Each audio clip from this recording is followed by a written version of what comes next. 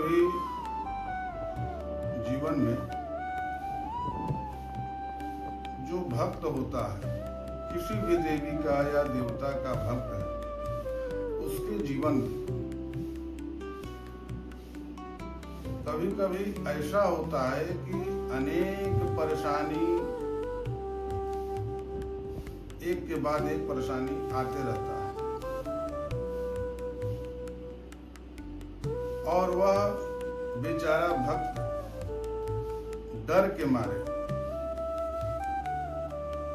वह निरंतर, उसको मन लगे या ना लगे, वह निरंतरता अपने भक्ति में लगे रहता है। तो क्या वह भक्ति सार्थक होता है? तो देखिए, ये पहले के समय में यह सार्थक होता था। अभी क्या है कि अगर आप दुखी हैं, परेशान हैं, मन आपका उस जगह पर नहीं है, बार बार मन विचलित हो जा रहा है और आपको लगता है कि यह अगर पूजा हम छोड़ देंगे तो हमारा मन कह रहा है कि हम और परेशान हो जाएंगे। तो भक्त जो होता है वह भगवान का बहुत प्यारा होता है, वह भगवान के बहुत करीब होता है। किसी भी देवी या देवता का जो भक्त होता है वह भगवान के बहुत करीब होता है। इसलिए उसको ऐसा नहीं सोचना चाहिए कि अगर हम उनका हमारा मन नहीं लग रहा है, हम विचलित हैं, परेशान हैं और तब पर भी हम को पूजा करना है, तो वह जो पूजा होगा वह उसका पूजा एक तरह से वह उसको लगेगा कि हम मजदूरी कर रहे हैं, मतलब कि हम वह भाव प्रकट नहीं हो पाएगा। तो उसको ऐसा नहीं करना चाहिए। उस परिस्थिति में जब ज्यादा उसको परेशानी लगे, ज्यादा असुविधा लगे, बार बार दुखी हो, परेशान हो, तो उस समय उस परिस्थिति में उसको केवल माँ के सामने या भगवान के सामने, जो भी उसका इष्ट हो, उस इष्ट के सामने बैठ करके और केवल एक बच्चा जैसे अपने पिता या माँ के सामने हर बात अपना कह देता है, उसी तरीके से उसको कहना है और उसमें दूसरा कुछ नहीं करना है।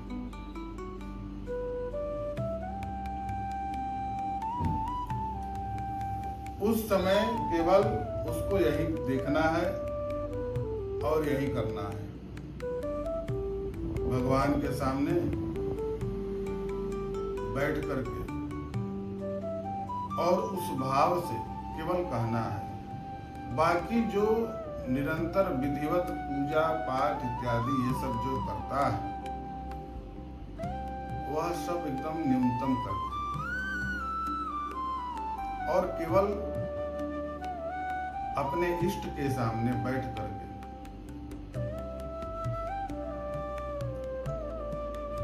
केवल भाव से,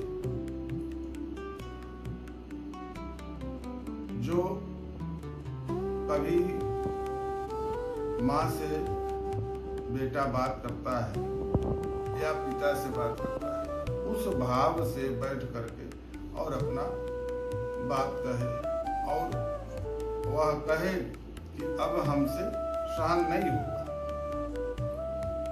अब आप इसके लिए कोई रास्ता निकालिए, क्योंकि अब हमसे सहन नहीं हो रहा है। और इसी को पूर्ण शरणागति कहते हैं। पूर्ण शरणागत हो जाना और अपने इष्ट को पुकारना, उनको कहना, भाव विमुख होकर।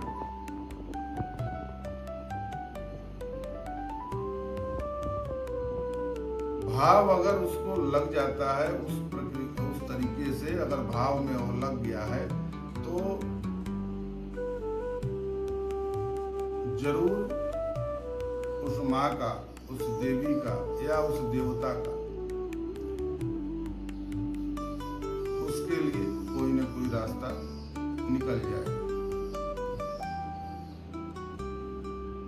क्योंकि वह जो समय होता है वह बहुत कठिन समय होता है। उस समय उस परिस्थिति को झेलते हुए और भक्ति करना, यह अभी के समय में, आधुनिक युग में, इस कलयुग में इस चीज को करना बहुत कठिन है।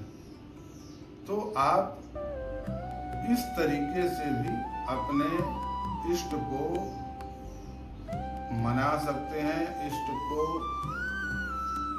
इस तरीके से भी आप पूजा अपना कर सकते हैं और इष्ट कभी कोई नाराज नहीं होगा।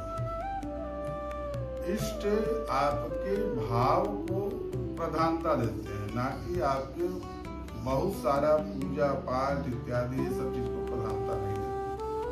अगर आप एक सेकेंड भी अगर भाव विभोर होकर के अगर उनमें लग गए तो आपका जरूर कृपा हो जाएगा आपके ऊपर।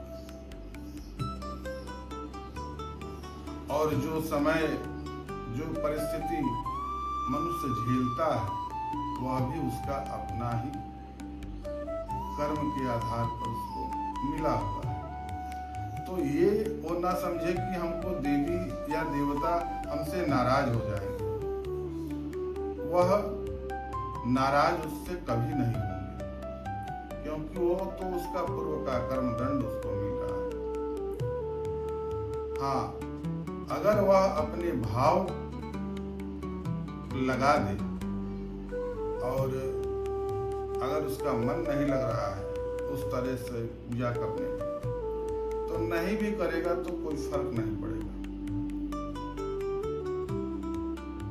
1 मिनट, 2 मिनट, 5 मिनट भी अगर भगवान के सामने वो बैठ करके अपना जो भी है उस तरीके से अपना शरणागति हो जाए तो उसका जीवन धीरे धीरे अपना परिवर्तन होने लगेगा,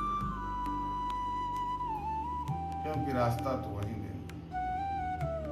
इसलिए आप ये नहीं सोचे कि अगर हम पूजा छोड़ देंगे या ये हम जो अपना पूर्व से हमने इस चीज को नियम जो बनाया है अगर इसको छोड़ देंगे तो और समस्या होगा, कुछ नहीं होगा। क्योंकि भाव से ही भगवान प्रसन्न होते हैं। और भावना अगर आपके अंदर है, सच्ची भावना है, सच्ची श्रद्धा है, तो भगवान आपके उस थोड़े से ही समय में आपसे प्रसन्न हो जाए। तो मेरा कहने का भाव यही था कि अभी जो ये समय चल रहा है, अगर इस समय में कोई भक्त अगर परेशान है तो वह इस तरीके से भी अपने जीवन को मोड़ सकता है। जय